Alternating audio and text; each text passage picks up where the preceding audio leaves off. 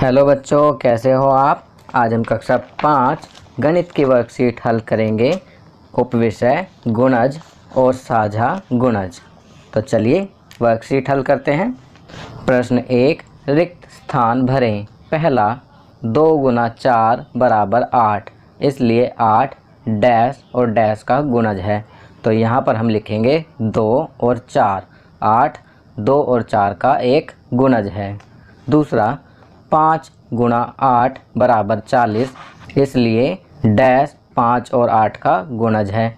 तो यहाँ हम लिखेंगे 40। 40 5 और 8 का गुणज है।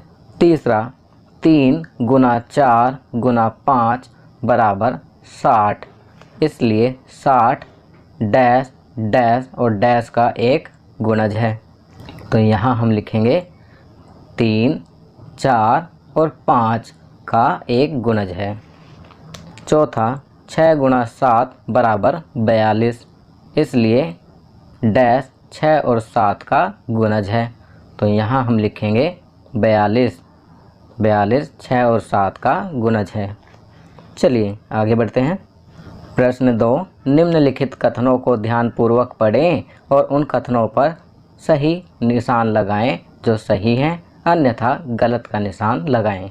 पहला, 3 के गुणज 3 6 9, तो यह कथन सही है, यहाँ हम सही का निशान लगाएंगे। दूसरा, 4 का गुणज है 37, गलत, यहाँ गलत का निशान लगाएंगे। तीसरा, 9 का गुणज है 81, तो यहाँ हम सही का निशान लगाएंगे। चौथा, 35 का गुणज है 69, गलत, तो यहाँ गलत का निशान लगाएंगे। पांचवा, 5 का गुणज है 105, सही, तो यहाँ सही का निशान लगाएंगे। चलिए आगे बढ़ते हैं। प्रश्न 3, 7 के गुणजों पर गोला लगाएं। तो यहाँ पर हम गोला लगाएंगे 7, 14, 21 और 35 पर। तो 7 के गुणज हैं 7, 14, 21 और 35। चलिए अगला प्रश्न करते हैं। प्रश्न 4, 9 के गुणजों पर गोला लगाएं। तो यहाँ पर हम गोला लगाएंगे 27 पर, 36 पर, 63 पर और 90 पर। तो 27, 36, 63 और 90 9 के गुणज हैं। चलिए आगे बढ़ते हैं। प्रश्न 5, 3 के गुणजों को लाल क्षेत्र में लिखें और 5 के गुणजों को हरे क्षेत्र में लिखें। कुछ संख्याएं 3 और 5 दोनों की साझा गुणज हैं, उन सामान्य गुणजों को पीले क्षेत्र में लिखें। तो बच्चों, 3 के गुणज हम लाल क्षेत्र में लिखेंगे।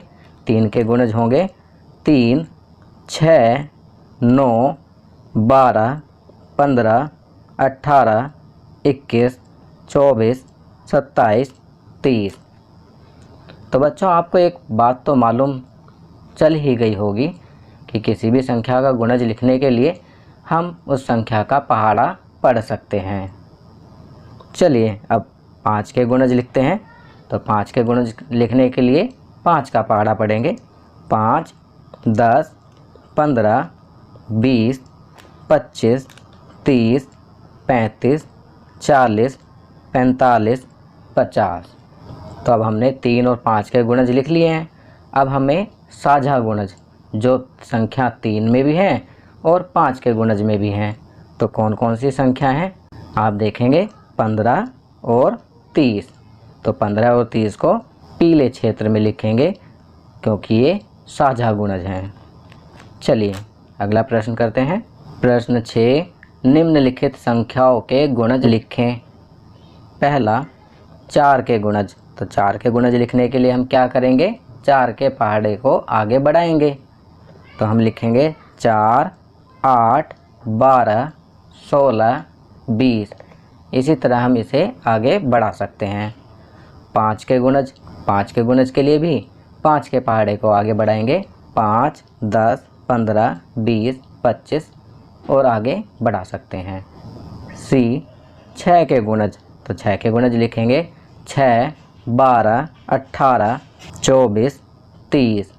और इसी प्रकार आगे लिख सकते हैं। चलिए अगला प्रश्न करते हैं। प्रश्न 7, निम्नलिखित संख्याओं के साझा गुणज लिखें। तो बच्चों अब तो आप समझ ही चुके होंगे साझा गुणज कौन से होते हैं। ऊपर हमने लाल और हरे रंग में जो संख्याएं लिखी थी और जो संख्याएं दोनों उसमें थी वे साझा गुणज थी। ए 4 और 5 के साझा गुणज, तो 4 और 5 के साझा गुणज होंगे 20, 40। तो 4 और 5 के साझा गुणज हैं 20 और 40। बी 5 और 6 के साझा गुणज 30 और 60।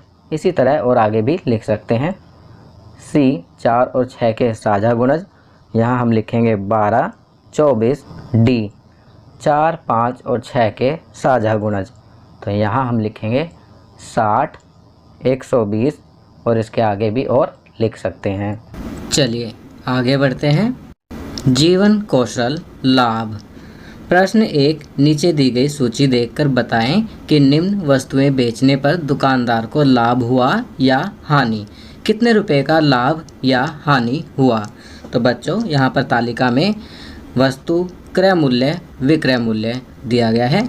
आपको पता लगाना है कि वस्तु को बेचने पर लाभ हुआ या हानि और कितने रुपए का लाभ या हानि हुआ। क्रम संख्या 1, वस्तु है 12 कॉपियाँ, क्रय मूल्य 120 रुपये, विक्रय मूल्य अर्थात बेचने का मूल्य है 150 रुपये। तो 120 रुपये की वस्तु को 150 रुपये में बेचेंगे तो हमें क्या होगा, लाभ। कितने रुपए का, 150 में से 120 घटाएंगे तो आएगा 30 रुपये का। दूसरा 10 फुट्टे, क्रय मूल्य खरीदने का मूल्य था 30 रुपये, बेचने का मूल्य 50 रुपये, तो इसमें 20 रुपये का लाभ हुआ। तीसरा 1 डिब्बी पेंसिल, क्रय मूल्य 50 रुपये, विक्रय मूल्य 65 रुपये, तो इसमें लाभ हुआ 15 रुपये का। चौथा 1 डिब्बी रबड़, खरीदने का क्रय मूल्य है 20 रुपये, विक्रय मूल्य अर्थात बेचने का मूल्य है 30 रुपये, तो इसमें लाभ हुआ 10 रुपये का। हम विक्रय मूल्य में से क्रय मूल्य घटाते हैं तो हमें लाभ या हानि कितने का हुआ प्राप्त होता है। चलिए आगे बढ़ते हैं। प्रश्न 2, रिक्त स्थान भरो। अब यहाँ पर रिक्त स्थान दिए गए हैं, आपको इन्हें भरना है। पहला, किसी भी वस्तु को क्रय मूल्य से अधिक मूल्य पर बेचने पर डैश होता है। तो बच्चों किसी भी वस्तु को क्रय मूल्य से अधिक मूल्य बेचने पर हमें लाभ होता है, तो यहाँ लाभ लिखेंगे। दूसरा है लाभ बराबर होता है विक्रय मूल्य घटा क्रय मूल्य। तो लाभ क्या होता है, विक्रय मूल्य में से घटाने पर क्रय मूल्य घटाते हैं तो जो प्राप्त होता है वह लाभ होता है। तीसरा 10 रुपये की वस्तु को 15 रुपये में बेचने पर डैश रुपये का डैश होगा, तो यहाँ हम लिखेंगे 5 रुपये का लाभ होगा, क्योंकि 10 रुपये की वस्तु खरीदी और 15 रुपये में बेच दी।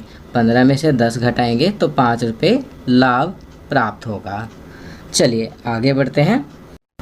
संस्कारशाला छोटी छोटी पर बड़ी बातें। अगर फिर भी आपका खून नहीं खोलता तो यह पानी ही है जो आपकी नसों में बहता है। मातृभूमि की सेवा न हो तो यौवन का क्या अभिप्राय है, ये कहा है चंद्रशेखर आज़ाद ने। तो चंद्रशेखर आज़ाद ने क्या कहा है, अगर फिर भी आपका खून नहीं खोलता है तो यह पानी ही है जो आपकी नसों में बहता है। मातृभूमि की सेवा न हो तो यौवन का क्या अभिप्राय है। खाद्य रंग मिक्स वेज पोहा, परिवार के साथ समय, खेल सांप और सीढ़ी या अंताक्षरी अपने परिवार और दोस्तों के साथ खेलें। गतिविधि घर घर, डॉक्टर मरीज, पुलिस चोर आदि कोई भी विश्वास करने वाला खेल। तो आपको घर घर, डॉक्टर मरीज या पुलिस या चोर आदि कोई भी ऐसा खेल खेलना है जिसे आप घर में खेल सकते हैं। चलिए आगे बढ़ते हैं। दैनिक दिनचर्या। निम्नलिखित आदतों को अपनी दिनचर्या में शामिल करें। अपने माता पिता का अभिवादन करके अपने दिन की शुरुआत करें। अपने दांतों को दिन में 2 बार ब्रश करें। प्रतिदिन स्नान करें। खूब पानी पिएं और संतुलित आहार लें। अपने चेहरे को छूने से बचें और अपने हाथों को बार बार धोएं। अपना गृह कार्य समय पर पूरा करें।